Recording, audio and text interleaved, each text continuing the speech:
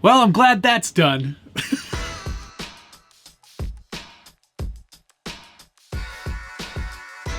Welcome back to the Skill Builders Guild. Thanks again for watching. It's episode 34 of What's on the Bench Weekly.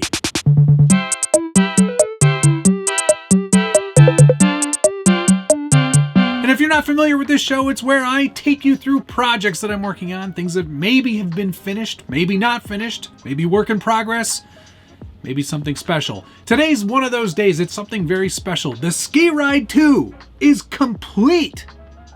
Done. Finished. I don't have to print anything anymore. And man, I have printed a lot. I can't even begin to think of how many hours have gone into printing this machine.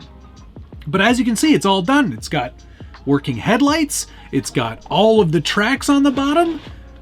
As you can see, it's got a driver.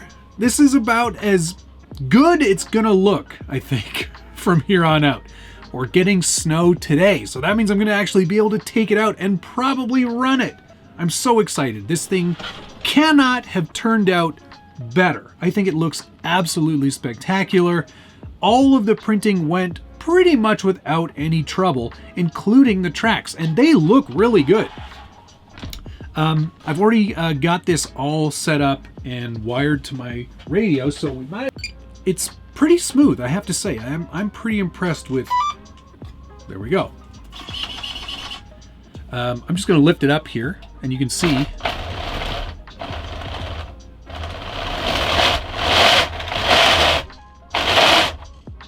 That's awesome. This thing is going to absolutely rip. I'm very, very, very, very, very excited. Yes, this is great. Let's take a look at steering travel here, see how much we get. Which I think it actually does pretty well in the old steering department.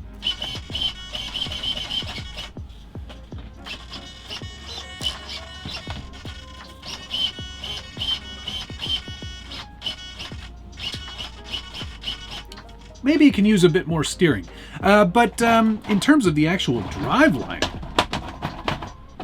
that could not be any smoother. I'm really impressed. This is fantastic. Can you believe that it's entirely 3D printed? There's obviously the hardware and, you know, some shocks and some motors and gears and stuff, but for the most part, it's all 3D printed. And gotta say, pretty impressed. If you're interested in creating your own Skeeride 2, I will put a link down below where you can check out all of what's required.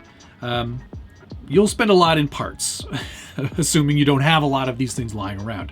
But for the most part, the biggest consumable is printing time. So provided you've got a good printer, like a Prusa i3 Mark III Plus, I highly recommend putting one of these together, especially if you like snow and being outside when there is snow. Fix the endpoints on the steering. And the driver here. I got this guy on eBay, but what's really interesting about him, he is like a 6/5 scale driver, but he's really super lightweight. It's just like foam and wire inside his body. There is no like traditional body here. It's just like, you know, like a doll, I guess. Yeah, like a doll. He was made for being sort of like a fighter pilot, of course. But I thought he kind of worked pretty well here. It looks, you know, pretty much looks the part. And I'm just holding him on with some friction on the handlebars. But I'll probably put a little dab of shoe goo on his bum to keep him grounded to the seat. But there you go. That's the Skeeride 2 all done. Next time you see it, it'll be in a running video, which I'm very excited about, believe me. Okay, on to the next thing. The thing you're probably more interested in, if I'm honest. Boy, that looks pretty good back there. Okay, on to the next thing. This, you may have seen some posts on Instagram and in the previous video. So here it is, the Traxxas F150 Ranger XLT High Trail, now no trail.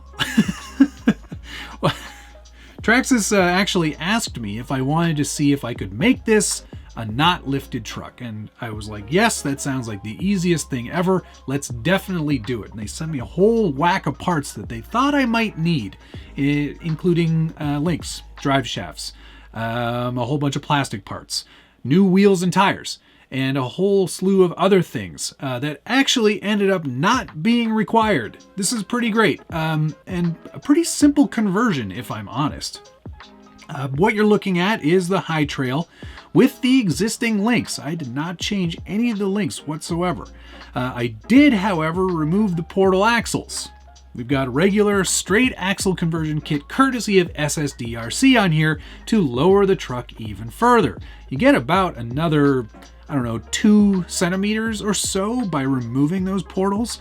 I think it really adds to the stock look. This looks like a stock, unlifted, regular, everyday F-150 Ford pickup, which is exactly what I was going for. You can, of course, leave the portals on. You don't need to remove them. One of the reasons I would suggest you do leave them on is by removing the portals, you will greatly affect the reduction at the transmission.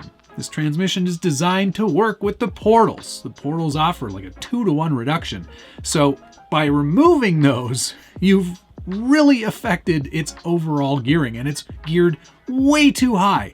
You will melt motors if you leave it stock in terms of the transmission. Traxxas does offer a larger spur, which I would highly recommend you use, and the smallest possible pinion, which I believe is a 9-tooth. So consult your manual before you go ahead and buy things, but I think that those two things are correct. You will need to do that if you want to run it with the SSD portal delete. Otherwise, leave the portals on. It'll actually probably only end up about there, which doesn't look half bad either. It's pretty darn good. All I needed to do, self-lowering, that's pretty cool. All I needed to do here to get this look was remove the longer shocks that are included with the High Trail, add 90mm shocks from Traxxas. I will put links down below to all of the parts that I used. And then swap out wheels and tires. I happen to have a set of these BF Goodrich Crawler TAs. These are the KM3s, which I thought looked fairly stock-ish. And these are GCM 5-slot wheels, which are a nice match to the Traxxas 5-slot right there, which I thought, let's try to keep it looking as stock to the Traxxas truck as possible. Speaking of, Traxxas did send me wheels and tires, and they must know that I like to troll everybody because they sent me the GM wheels. Like these are for the Chevys. And I was like, yeah, I could use those, but I feel like I trolled you enough with the license plates, so we didn't end up using those. I'm sure I will find a use for them in the future on a Chevy. They also sent along links, thinking that maybe the link geometry would change significantly by lowering it. It actually seemed to work pretty well. If anything, the rear tires are maybe slightly a bit off center, and I may investigate cutting my own links just to bring those back in line with the center of the fender. But for all intents and purposes, I think it looks pretty darn good as is. Oh, the other thing you will need to do, because this is a High Trail model, you will need to replace the servo mount. The existing High Trail servo mount does lower the panhard, which you don't need to do because it's pretty low already. So just use the stock one. I'll put a number down below, but I believe that's 8239 that you will need to do that.